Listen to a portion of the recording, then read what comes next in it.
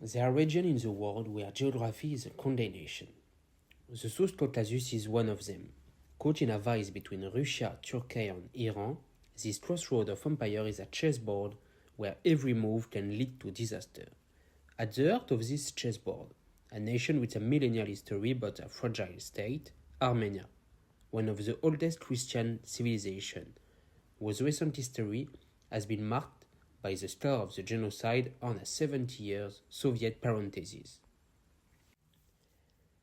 In 1991, Armenia becomes independent again, but this birth takes place in pain, an economy in ruins, closed borders, and a war for control of a mountainous enclave, Nagorno-Karabakh.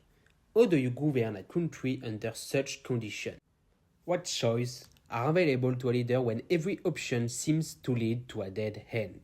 That is what we will explore in this series.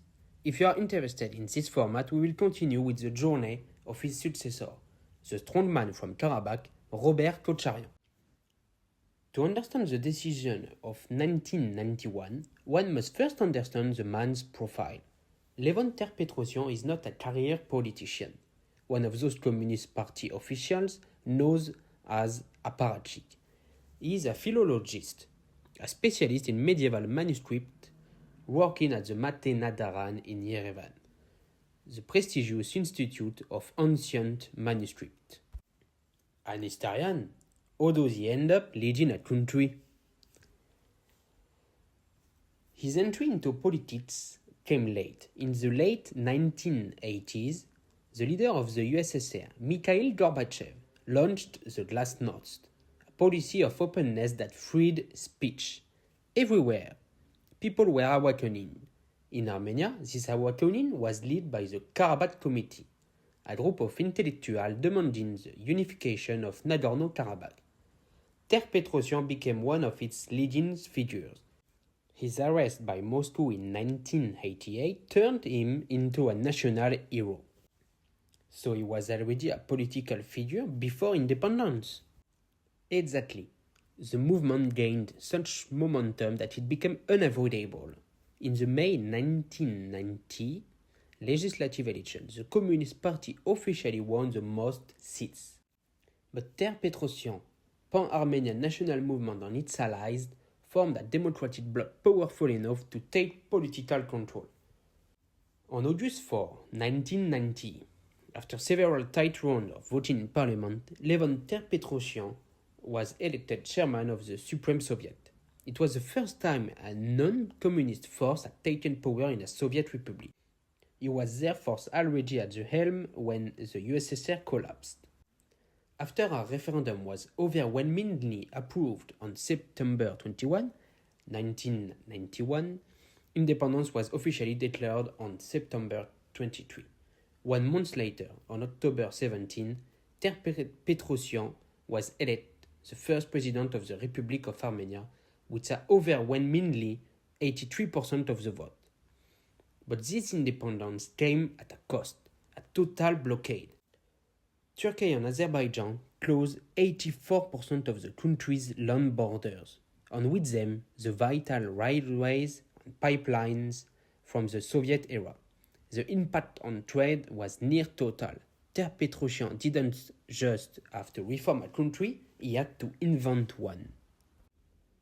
For many, the fall of the USSR is the fall of the Berlin Wall in 1989, a symbol of liberation.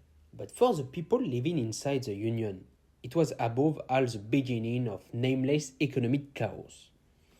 A 42% collapse in GDP in 1 year, that's worse than the Great Depression. How does a country survive that? It doesn't survive. It metamorphoses. The state is bankrupt. Hyperinflation wipes out savings. These are the dark and cold years. Less than 2 hours of electricity per day. Facing this chaos, the government made its first major decision as a sovereign state. A liberal reform in the middle of a humanitarian crisis that makes no sense. On the contrary, it wasn't an ideological choice. It was an act of absolute necessity. As early as late 1991, just after independence, the new Republic of Armenia became the first in the ex-USSR to launch the privatization of agricultural land. With the state no longer able to ensure food security, it delegated this function to the family unit. It was a survival strategy, not a development one. The human cost is immense. Life expectancy plummets. More than half the population falls below the poverty line. And above all, the country is emptying. An estimated 600,000 people leave the country. An hemorrhage. But during this time, there is a war. Exactly. While society is fighting not to die of hunger and cold, the state must wage a war for its physical survival. Without a structured army at the start, Armenia supports the Nagorno-Karabakh forces, which, against all odds, gain the upper hand. In May 1994, a ceasefire is signed. It is a total military victory, a poisoned victory.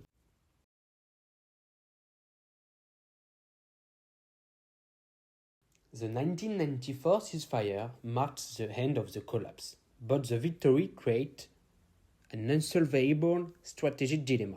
The country remains under blockade, forced into an armed race against an Azerbaijan that is just beginning to exploit its vast oil wells. Ter-Petrossian, the pragmatist, understands that time is working against Armenia. So they have to negotiate. That's the logical next step, right? It's the logical next step for an analyst, but not for an euphoric nation, and especially not for a president whose power is already weakened. Weakened? Isn't he the hero of the victory? Not really anymore. His 1996 re-election is tainted by accusation of massive fraud. His administration faces growing criticism for corruption on its style, deemed authoritarian, especially after the banning of historic Armenian Revolutionary Federation Party in 1994. He has lost much of his legitimacy. It is on this political minefield that he launched his final battle. In late 1997, he published his famous article, War or Peace? Time for Thoughtfulness. In it, he lays out his vision with brutal lucidity. He writes, "What we reject today, we will beg for tomorrow, but we will not get it." For him, refusing to compromise means choosing war. And what was this compromise? A phased plan. Withdrawal from the occupied territories around Karabakh in exchange for lifting the blockade and deploying peacekeeping forces. The final statute of Karabakh will be negotiated later. He tries to warm his people with words that resonate today like a prophecy. What we reject today we'll beg for tomorrow, but we will not get it. But for the military elite and his own ministers, Robert Kocharian and Vasgen Sargsyan, it is a betrayal. Isolated, weakened, Ter-Petrossian resigned on February 3, 1998.